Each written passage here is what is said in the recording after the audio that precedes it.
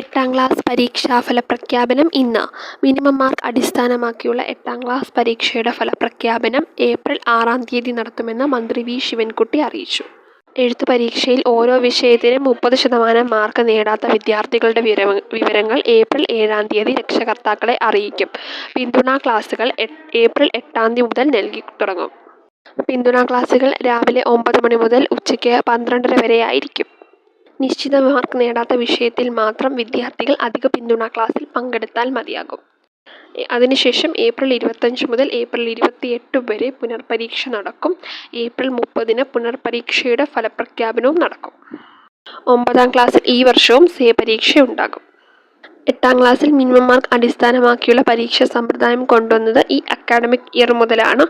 അതിനുശേഷം നടത്തുന്ന ആദ്യത്തെ പരീക്ഷയാണ് ഈ 2025-ലെ പരീക്ഷ. 8-ാം ക്ലാസ്സിൽ മിനിമം മാർക്ക് അടിസ്ഥാനമാക്കിയുള്ള പരീക്ഷാ സമ്പ്രദായത്തിൻ്റെ ഫലപ്രഖ്യാപനമാണിന്ന്.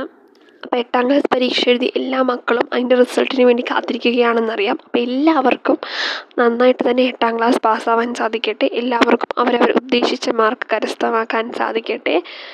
ഇതിൻ്റെ കൂടുതൽ അപ്ഡേറ്റ്സുമായിട്ട് അടുത്ത വീഡിയോയിൽ വരുന്നവരേക്കും ബായ്. പിന്നെ നിങ്ങൾ ഈ ചാനൽ ആദ്യമായിട്ടാണ് കാണുന്നതെങ്കിൽ ചാനൽ സബ്സ്ക്രൈബ് ചെയ്യണേ. അതുപോലെ വീഡിയോ ഇഷ്ടപ്പെട്ടാൽ ലൈക്ക് ചെയ്യുക. പിന്നെ വീഡിയോ നിങ്ങൾക്ക് ഉപകാരപ്രദമായെങ്കിൽ ബാക്കിയുള്ളവർക്ക് ഷെയർ ചെയ്ത് കൊടുക്കാനും മറക്കരുതേ. അടുത്ത വീഡിയോയിൽ വരുന്നവരേക്കും ബായ്.